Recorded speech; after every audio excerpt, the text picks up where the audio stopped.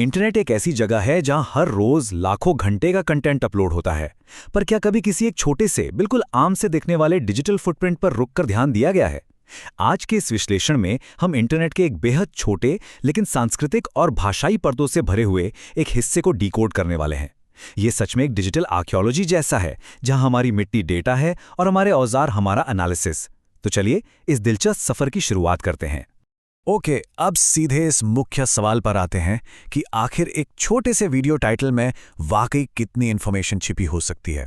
अक्सर ब्राउज करते वक्त हम बस टाइटल देखते हैं और आगे बढ़ जाते हैं, है ना? लेकिन अगर किसी एक टाइटल को रोककर उसे हिस्सों में तोड़कर समझा जाए तो कहानी कुछ और ही निकलती है। आज का हमारा सोर्स कोई लंबा रिसर्च पेपर नहीं है, बल्कि YouTube के एक बहुत ही अलग कोने से लिया गया एक बेहद छोटा लेकिन जानकारी से भरा हुआ टाइटल और उसका ट्रांसक्रिप्ट है। तो ये रहा हमारा आज का प्राइमरी डिजिटल आर्टिफैक्ट, जिसे हम माइक्रोस्कोप के नीचे रख रहे हैं। पहली नज़र में ये कैसा लगता है?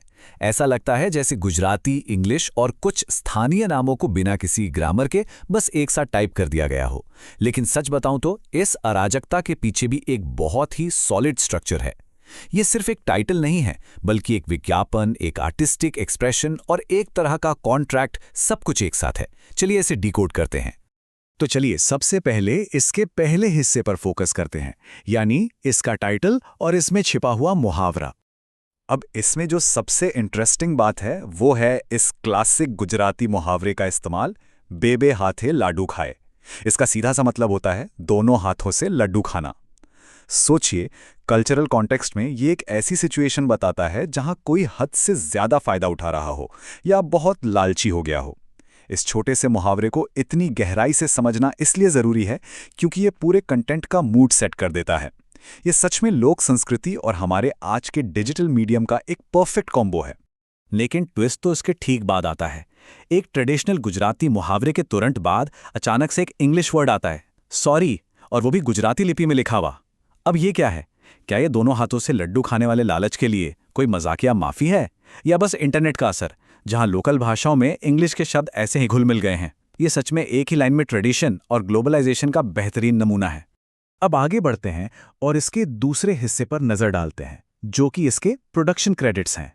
इस टाइटल का ये दूसरा हिस्सा ना इंटरनेट के इस रीजनल कोने में बिल्कुल किसी फिल्म के एंड क्रेडिट्स जैसा काम करता है।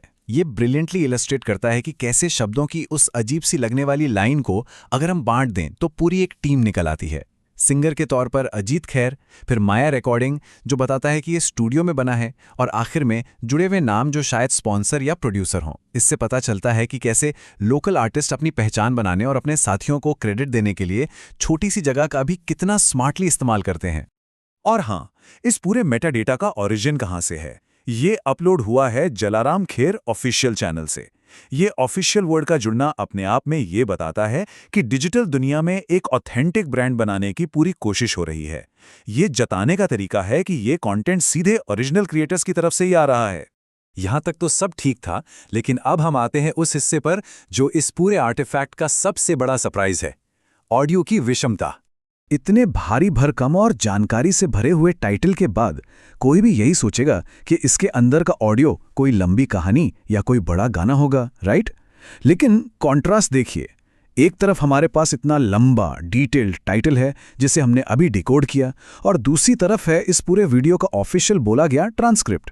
ये जो फर्क है ना, ये किसी को भी हैरान करने के लिए काफी है। सिर्फ 2 शब्द, रे क्या, बस यही है पूरा ट्रांसक्रिप्ट। जी हाँ, इतने बड़े टाइटल, इतने सारे नामों और इतने गहरे मुहावरे का आखिरी रिजल्ट सिर्फ 1 सेकंड का ये छोटा सा ऑडियो है। ये तो बिल्कुल वैसी ही बात हो गई कि एक बहुत बड़ा स्टेडियम सजाया गया और मैच सिर्फ एक गेंद का हुआ। क्रूशियल पॉइंट ये है कि हमें इस अचानक आए एक्सप्रेशन को समझना होगा।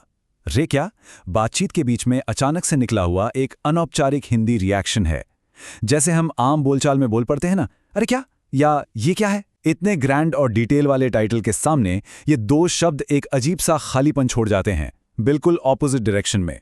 तो आखिर इस छोटे से ऑडियो का इस पूरे कॉन्टेक्स्ट में क्या मतलब है?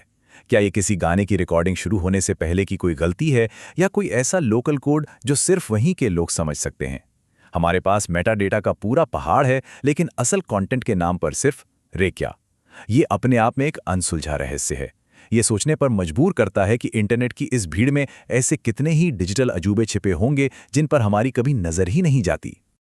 इसी मजेदार और उलझा देने वाले सवाल के साथ आज का ये विश्लेषण यहीं खत्म करते हैं।